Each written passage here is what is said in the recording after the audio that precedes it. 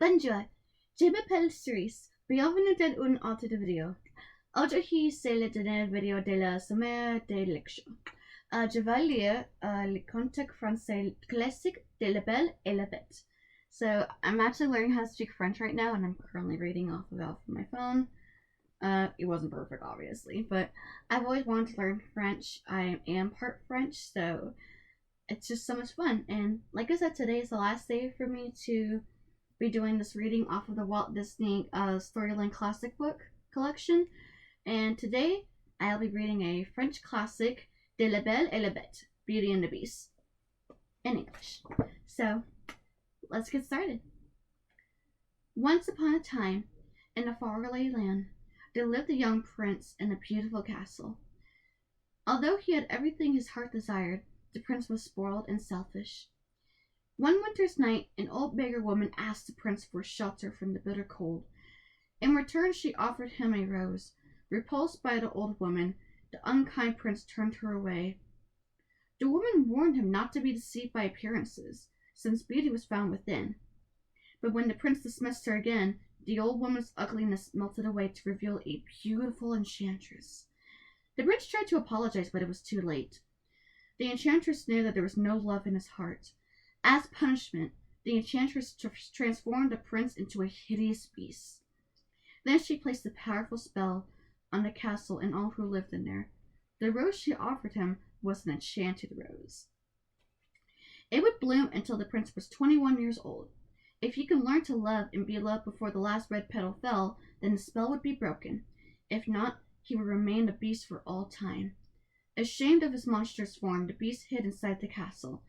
A magic mirror was his only window to the outside world. As the years passed, he fell into despair. He did not believe that anyone could ever love him, for who would ever love a beast? Slowly, the rose began to wither. In a nearby village lived a young girl named Belle. She was beautiful. But Belle, unlike other girls in the village, only cared for her books and always felt out of place. Her father, Maurice, was also a reader. But while Belle read about adventures and romance, her father studied technical books. Maurice was an inventor, a genius, according to Belle, a crackpot, according to the townsfolk. Belle is even stranger than her father, the villagers whispered. Her nose is always stuck in a book and her head is always in the clouds. Gaston, a hunter who was the most handsomest man in the town, wanted to make Belle his wife. No matter how many times she turned him down, Gaston would not take no for an answer. He was so determined to marry Belle, even though she only thought of him as a brainless brute. I've been through that before. One cold day, Maurice hitched his horse Philippe to a wagon and set off to show his latest invention at a faraway fair. With his mind on the fair, Maurice became lost in the dark, misty forest. As an icy wind whistled through the tall trees, he suddenly heard an even more disturbing sound, the chilling howls of a wolf pack. Philippe bolted, and Maurice fell to the ground. To escape the wolves, the frightened man ran deeper and deeper into the woods. He came to a castle that seemed to be deserted and stumbled inside. Maurice was greeted by Mrs. Potts, a teapot, Cogsworth, the mantel clock, and Lumiere, a candlestick. But before he had time to marvel at these strange creatures, an even stranger one appeared. The beast! When Maurice stared at the beast in horror, the beast howled angrily. Then he scooped up Maurice and carried him off to the dungeon. Meanwhile, Philippe made his way back home. Belle took one look at the frightened horse and knew something awful happened to her father. Philippe, take me to him, she cried, leaping astride to the exhausted horse. Without pause, the animal thundered off towards the woods. When she reached the castle, Belle bursted inside and searched frantically for her father. The enchanted objects led her to a tower, but just as she found Maurice, the beast appeared. She let out a terrifying gasp at the hideous sight of the beast. When she realized that this was Maurice's captor, she begged the beast to free her father, but when he refused, she bravely offered herself up to be in the castle in Maurice's place. No, Belle! Maurice cried, even as the beast said, Done! Before Belle could bid her father goodbye, The beast led her to her room. "This castle is now your home," he said gruffly. Belle was free to go anywhere, except for the West Wing. "You will join me for dinner," the beast said, "and that's not a request." Still Belle refused, and the beast stomped off in anger. That night, Belle had slipped out of her room and found her way to the forbidden West Wing. She discovered the beast's foul lair, but he was nowhere in sight. Belle was drawn to the enchanted rose that sat by the window. When she reached out to touch it, the beast suddenly appeared off of the balcony outside the window. Belle screamed and fled the room. Her heart was pounding, and Belle ran out of the castle, followed Philippe, and rode into the night. But a pack of wolves soon had found the girl and the horse. Belle felt helpless and afraid. Suddenly, the beast was there, throwing the wolves aside. A terrible snore and howling sounded as the beast and the wolves fought fiercely. At last, the wolves ran off into the woods, but the beast lay in the snow, badly injured. Belle helped the beast to the castle and carefully bounded his wounds. Gentle as she can be, the beast roared in agony. "I barely touched you," said Belle. Then she saw a pain on his face. "I forgot to thank you for saving my life," she added softly. The beast only grunted in reply. But while Belle turned away, a hint of smile grew on his face. In the days that followed, the beast did his best to be a proper host. He showed Belle his library, where they read together, and in return, Belle began to teach him how to act like a gentleman. "Oh, perhaps it's not too late," Cogsworth whispered to Mrs. Potch and their son Chip, the teacup. If Belle could only love the beast, then the spell might be broken. The winter passed pleasantly for Belle and the beast. Belle thought of the beast as her dearest friend, and he thought of her as the beautiful Belle.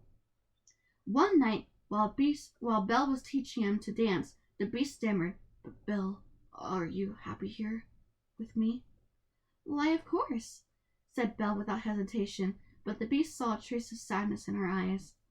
Then Belle added, "If only I could see my father again, even for a minute." "Oh, you can," the beast said, handing her this magic mirror. Belle gazed into it with wonder, for there was Maurice trudging through the forest, but he looked frail and old. Even as she watched, her father collapsed in a heap. "I must go to him," Belle cried. "He might be dying." The beast heard her anguished plea. "Then I released you," he said sadly. "But please, take this mirror with you. Then you can always have this way of looking back and remembering me." With the magic mirror guiding her, Belle soon found her father. But their happy reunion was cut short when a pounding knock was on the cottage door. "We come to take Maurice to the Mansion des Lunes," announced Monsieur d'Arc, the director of the village's crazy asylum. "No!" Belle cried. "My father is not crazy." Gaston's friend LeFou stepped forward. "Maurice has been raving about that you were imprisoned by this hideous beast," he said. "Oh, that crazy man was such a tall tale." "But it's true," Belle protested. Her worried eyes searched for the angry crowd and lit on Gaston. "Oh, Gaston," she cried. "You know my father isn't crazy. Tell them." Gaston quickly drew near to Belle. He whispered that he might be able to calm the crowd down if Belle would promise to marry him. "Never!" Belle exclaimed. "And my father is not crazy. There really is a beast, and I can prove it." She turned to the crowd. "Look in this mirror and see." The townsfolk looked at the beast's reflection, and they were frightened. Gaston was furious. His plan would be ruined. "We must hunt down this savage animal," stirring up the mob. "Who's with me?" "We are," answered the villagers. After locking Belle and her father in the cellar of the cottage, the villagers rode off to the storm in Beast's castle. Luckily, Chip, Mrs. Potts' son, had stowed away in Belle's saddlebag. After the villagers were gone, he uses Maurice's latest invention to release Belle and her father from the cellar. But by the time Belle reached the castle, the townspeople had broken in. Gaston and the beast were struggling on the castle roof. The beast managed to knock Gaston's weapon from his hand. Then there was nothing to stop him from killing Gaston. Nothing but the beast's own humanity. Gaston cried out for mercy. The beast released him and turned away. Then Belle watched helplessly as the treacherous Gaston rose up and plunged a knife into the beast's back. The beast roared in pain, frightening Gaston. Backing away from the wounded beast, Gaston lost his footing and fell off the roof into the fog below. Broken-hearted, Belle flew to the beast's side to comfort him. You came back, the beast said weakly. At least I can see you again one last time. No, please. Please don't die. I love you, Belle cried out. At that moment, the spell was broken, and in one magical instant, the beast turned back to his proper prince self. The enchanted servants returned to their human forms as well. The castle was alive with rejoicing.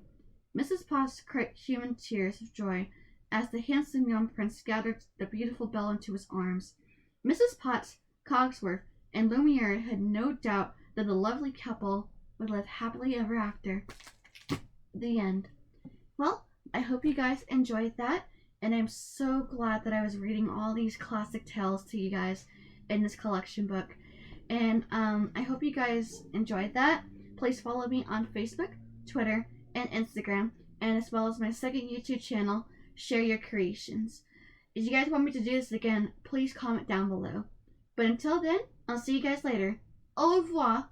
That's goodbye in French.